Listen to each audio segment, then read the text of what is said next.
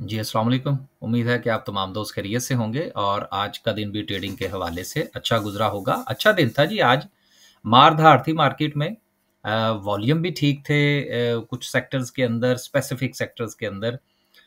लेकिन उसके साथ-साथ मार्केट में आज सेलिंग प्रेशर जो है वो भी देखने को मिला क्योंकि मार्केट जो है वो बार-बार अपनी रेजिस्टेंस जो है 1,59,000 का जो ज़ोन है उसको मार्केट बार-बार टेस्ट करने की कोशिश कर रही थी, लेकिन वहाँ पर मार्केट को सेलिंग प्रेशर का सामना करना पड़ रहा था। यही वजह है कि आज जिस वक़्त आप अपने पोर्टफ़ोलियो में देखेंगे, तो आपको पोर्टफ़ोलियो के अंदर ज़रा थोड़ी-सी तब्दीली महसूस होगी। पोर्टफ़ोलियो थोड़ा-सा नीचे आता हुआ आपको लगेगा। वजह क्या है? वजह जो है वो सेलिंग प्रेशर है। देखने में मार्केट पॉज़िटिव है, लेकिन चूँकि मार्केट लगातार 1,59,000 को ट्राई कर रही है, वैसे तो इंशाल्लाह कैंडलस्टिक पे चलेंगे तो बात करेंगे, लेकिन अगर आप यहाँ पर भी देखें ग्राफ के ऊपर, तो आपको ये बाकायदा तौर पर जो है वो रेजिस्टेंस जो है वो नज़र आ रही है कि पहली बार मार्केट ने टच किया, फिर उसके बाद दूसरी बार मार्केट ने ट्राई किया, लेकिन देन आप ये देख सकते हैं कि एक बड़ा सेलिंग प्रेशर मार्केट को देखने को मिला। तो ज़ाहिर-सी बात है मार्केट रेजिस्टेंस पर होगी तो फिर सेलिंग प्रेशर ही होगा ना, रेजिस्टेंस के ऊपर बाइंग तो नहीं आएगी। हाँ, रेजिस्टेंस जब क्रॉस करेगी तो फिर देखेंगे क्या सूरत-ए-हाल बनती है। 390 400 पॉइंट्स जो हैं वो आज मार्केट पॉजिटिव रही। अगर हम सर्किट ब्रेकर की बात करें तो माशाल्लाह से 20 कंपनीज़ जो हैं वो हमें अपर कैप पर नज़र आ रही हैं, जिसमें हमारे हाथ जो आज आई है वो बीको है। आज इसका जो था वो ब्रेकआउट था, अच्छा ब्रेकआउट इसने दिया है और आज जो है वो इसका चार्ट भी आपके साथ जो है वो हम शेयर करने की कोशिश करेंगे। देखें स्टॉक मार्केट में ब्रेकआउट होता है, फेक आउट होता है। अब आज हमने जो है वो कुछ 1-2 एक स्टॉक जो था वो हमने ब्रेकआउट पर बाय किया, वो ठीक रहा लेकिन उसका फेक आउट हो गया। हमने हाथ जोड़ के स्टॉप लॉस लिया, साइड पे हो गए क्योंकि मार्केट में जो सबसे अहम चीज़ होती है वो ये होती है कि आपने अपने स्टॉप लॉस ले लेना है। अगर आप स्टॉप लॉस नहीं लेंगे तो हो सकता है कि वो शेयर जो है वो लोअर लॉक पे चला जाए। तो ज़रूरत नहीं है। ख़ास तौर पर जिस वक़्त आप ट्रेडिंग पॉइंट ऑफ व्यू से कोई काम कर रहे हो, तो हम चूँकि ज़्यादातर बात जो है वो डे ट्रेड के हवाले से कर रहे होते हैं, तो उसमें भई हम तो बिल्कुल जो है वो इस चीज़ के ऊपर कॉम्प्रोमाइज़ नहीं करते। तो इसलिए चीज़ें जो हैं वो ब्रेकआउट के बाद अगर फेक आउट हो जाए तो बड़ी तेज़ी से नीचे आती हैं, लेकिन अगर ब्रेकआउट सक्सेसफुल हो जाए तो फिर एक अच्छी मूव जो है वो भी देखने को मिलती है। तो हमने जो है जी वो इसको बाय किया बीको को। अब इंशाल्लाह देखेंगे कि इसको कहाँ पर एग्ज़िट करना है। इसके साथ हमने हिफ़ा को बाय किया, इसका भी आज ब्रेकआउट था, लेकिन ये उम्मीद थी कि कैप हो जाएगा, लेकिन ये कैप नहीं हुआ। इसके साथ हमने इत्तफ़ाक को बाय किया और उसकी भी उम्मीद थी कि वो ब्रेकआउट देगा और साथ में कैप होगा, वो भी कैप नहीं हुआ। तो ज़रूरी थोड़ी है कि आप जो सोचें मार्केट जो है वो उसी के मुताबिक चले, तो ऐसा नहीं होता।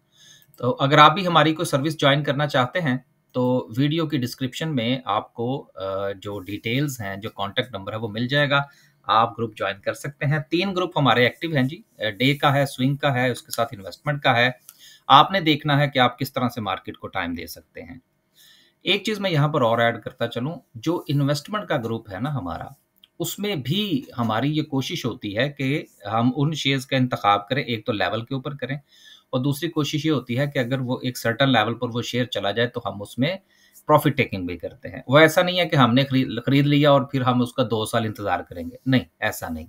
उसकी फ्लक्चुएशन में से जो है वो हम उसको बाय सेल करने की कोशिश करेंगे। ये स्टाइल मैं आपको इसलिए तफ़सील से बता देता हूँ ताकि जिसने भी ग्रुप जॉइन करना हो उसको पहले से थोड़ा-सा आइडिया हो। अब चलते हैं जी आगे। लोअर कैप की बात करें, पेस है, इससे पहले इसमें प्रीमा और कोई एक आध और शेयर जो था वो भी नज़र आ रहा था। बहुत सारे लोग पूछ रहे थे जी कि पेस कैसे बाय करें? आ गया जी, कर लें जिसने बाय करना है। ये मैं अपनी हर वीडियो में कहता हूँ कि यार एक शेयर निकल अब फ़र्ज़ करें बीको है, ठीक है ना? अब लोग फिर बीको करना शुरू कर देंगे कि यार उसको कैसे बाय करें?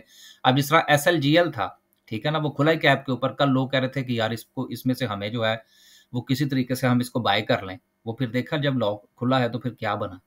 हम तो ख़ैर उसको कल का लेकर बैठे हुए थे मैं तो ने तो उसकी एग्ज़िट कॉल जो थी वो दोस्तों को लिख के भेज दी। बात करने का मकसद क्या है? यार एक शेयर निकल गया है ना, छोड़ दें उसको। अब पेस को आपने यकीनन आज बाय किया होगा। जिन्होंने बाय किया वो इसका फिर लगाएँ अंदाज़ा कि उन्होंने कहाँ पर जाना है, उन्होंने किस पॉइंट ऑफ व्यू के तहत बाय किया है। तो ये चीज़ें होती हैं, इनको सेंटिमेंट को कंट्रोल किया करें। आगे चलते हैं जी और बात करते हैं ओवरऑल सेक्टर की। सेक्टर वाइज बैंकों की आज वापसी रही। कमर्शियल बैंक्स ने अच्छे पॉइंट्स डाले हैं। ऑयल एंड गैस सपोर्ट करता हुआ नजर आ रहा है। Oil and gas marketing support करता हुआ नजर आ रहा है। सीमेंट सेक्टर के हवाले से न्यूज भी है और बेस्ट वे की खबर कल हमने पढ़ी थी और उसके बाद आज बेस्ट वे के अंदर आप देखें कितना जो है वो हमें बेहतरीन मूव जो है वो देखने को मिली है। लेकिन एक न्यूज थी ना, न्यूज आ गई। अब इसका ये मतलब नहीं है कि अब आप उसके पीछे भाग जाएं, नहीं, छोड़ दें यार उसको। एक शेयर जिस वक्त चल निकले तो फिर उससे पीछे हट जाए, क्योंकि अगर वहां से वो थोड़ा सा वापस आया तो आपने तो खरीदा होगा ट्रेडिंग पॉइंट ऑफ व्यू से, तो आपको अच्छा खासा लॉस देकर जाएगा। उसके बाद फार्मा भी सिचुएशन ठीक थी, देन उसके बाद रियल एस्टेट और फिर पूरी मार्केट में आपको अच्छी सूरत हाल नजर आ रही है। लेकिन पोर्टफोलियो के पॉइंट ऑफ व्यू से आज आपको जो सेलिंग प्रेशर है उसका अंदाजा होगा। चार्ट पे इंशाल्लाह बीको का चार्ट जो है वो आपके साथ डिस्कस करने की कोशिश करेंगे। पहली खबर जो है वो सिटी फार्मा के हवाले से है, जो कि इराक के अंदर जो है वो अपनी मैन्युफैक्चरिंग जो है उसको प्लान कर रहे हैं। अच्छे लोग हैं, इनकी एक्सपोर्ट के ऑर्डर्स भी हैं इनके पास, और इसके अलावा ये मज़ीद भी प्रोग्रेसिव काम करते हैं। और यही वजह है कि इस शेयर के अंदर हमें एक अच्छी मूव और एक अच्छी ग्रोथ देखने को मिली है। अब ये जो प्लानिंग कर रहे हैं, अगर ये प्लानिंग जो है वो कामयाब हो जाती है तो इराक के अंदर एक बहुत बड़ी अपॉर्चुनिटी जो है वो इनको मिलेगी, जिससे इनके प्रॉफिट्स जो है वो मज़ीद बढ़ सकते हैं। लेकिन हम किसी को बाय सेल की कॉल नहीं दे रहे, ना ही हम किसी को ये कह रहे हैं कि वो बाय कर ले और इसको होल्ड कर ले। नहीं, लेवल्स के मुताबिक बाय करें, लेवल्स के मुताबिक सेल करें। सिर्फ खबर शामिल करने का मकसद ये है कि आपको थोड़ा सा पता चलता रहे कि कौन सी कंपनियां ऐसी हैं जो कि जो है वो फ्यूचर को देखकर चल रही हैं और नए से नए प्रोजेक्ट्स जो है वो लाने की कोशिश कर रही हैं। ये ग्रोथ को जाहिर करती हैं।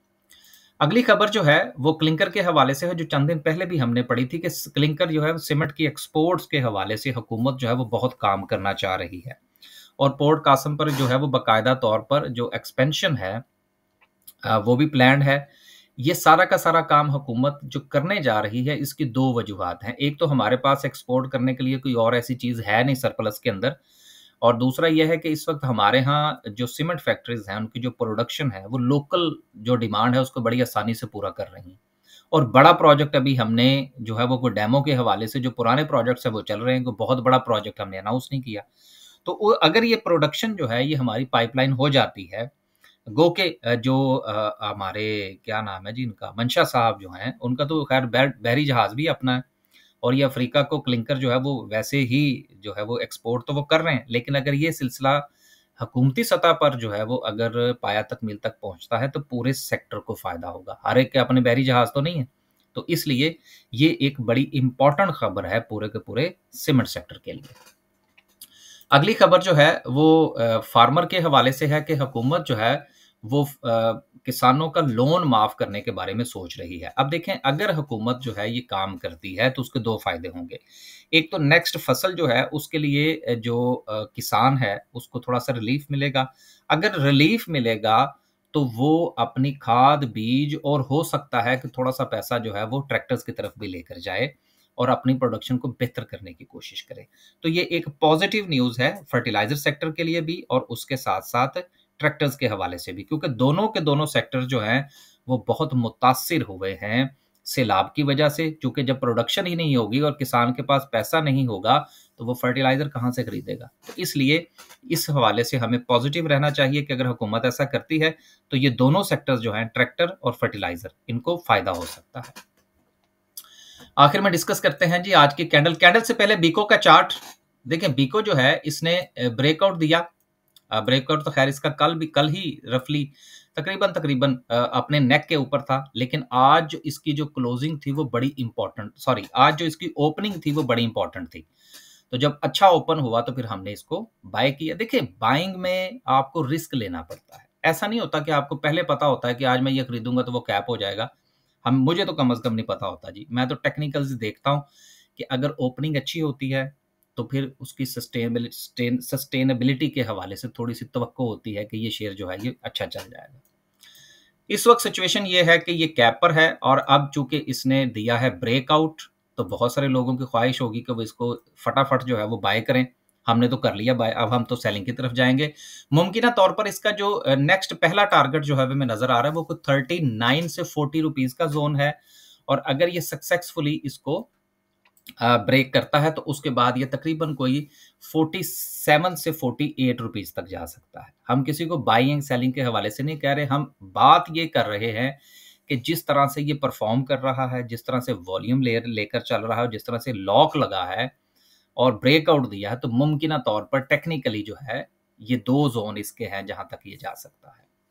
लास्ट पे डिस्कस करते हैं जी आज की कैंडल को। कैंडल जो है उसमें जो कल हमने आपके साथ डिस्कस किया था, बल्कि गुज़िश्ता 1 हफ्ते से जिस चीज़ को हम वो है हमारा 1,59,000 का ज़ोन। और मैं हर रोज़ आपसे यही गुज़ारिश करता हूँ कि मैं काम करता हूँ इमीडिएट सपोर्ट और इमीडिएट रेजिस्टेंस पर। कल हमने जो बात की थी वो यही थी कि मार्केट के पास जो मुमकिन तौर पर जो सपोर्ट है वो 1,57,000 का जोन है। अच्छी बात यह है कि आज मार्केट ने इसको रिस्पेक्ट किया है और आप ये देख सकते हैं कि मार्केट मुसलसल इसको रिस्पेक्ट कर रही है। इसका मतलब क्या है? इसका मतलब यह है कि अगर ये टूटा, ये जो मैं अक्सर आपसे कहता हूँ ना कि आपका जो स्टॉप लॉस है वो सपोर्ट के नीचे होना चाहिए, उसकी वजह यही है। अगर मार्केट ने इसको ब्रेक किया तो फिर मार्केट के अंदर आपको अफरा-तफरी देखने को मिलेगी। अभी आप देख सकते हैं कि मुसलसल मार्केट जो है वो इसको रिस्पेक्ट कर रही है और मुसलसल मार्केट को 159,000 जो है वहां से वो रिजेक्शन ले रही है। मार्केट का ये जोन जो कि 159 का है, ये अगर अच्छे वॉल्यूम के साथ ब्रेक हुआ तो मार्केट बड़ी आसानी के साथ जो है वो बहुत ऊपर जा सकती है और 1,60,000 भी क्रॉस कर सकती है। लेकिन अगेन आपकी स्ट्रेटेजी जो है आपने उसके मुताबिक चलना है। मेरी स्ट्रेटेजी ये है कि जब तक मार्केट इसको ब्रेक नहीं करती मैं इससे ऊपर की कोई प्लानिंग नहीं करूंगा। सो राइट एट द मोमेंट मेरी नजर जो है वो इस सपोर्ट के ऊपर है जिसको मार्केट ने आज रिस्पेक्ट किया है। कल आपका स्टॉप लॉस इसके नीचे होना चाहिए। ओपनिंग मार्केट में आप पोजीशन ले सकते हैं क्योंकि मार्केट ने सपोर्ट ले ली है, लेकिन स्टॉप लॉस लेना मत भूलिएगा। बस जी, आज के लिए सिर्फ इतने। खुश रहें, आबाद रहें। मार्केट में हर रोज मेला लगता है। हम रफली हर वीकेंड पर गुजारिश करते हैं कि प्रॉफिट टेकिंग जरूर किया करें। अगर आप प्रॉफिट टेकिंग नहीं करेंगे तो मार्केट आपका प्रॉफिट खा जाएगी। प्रॉफिट टेकिंग साथ साथ करना बहुत जरूरी है। हमारे ग्रुप्स के अंदर हम हर रोज यही चीज बता रहे होते हैं, खासतौर पर जो हमारा डे का ग्रुप है, क्योंकि उसमें सारी गुफ्तगू जो है वो ड्यूरिंग द मार्केट आवर हो रही होती है। तो साथ साथ ये जरूर बताते रहते हैं कि अब रेजिस्टेंस है, अब सपोर्ट है, मार्केट यहाँ पर जा सकती है, मार्केट ऊपर जा सकती है, सेलिंग प्रेशर आ सकता है।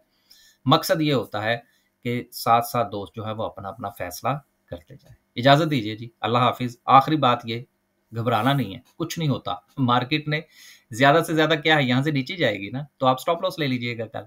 अल्लाह हाफिज।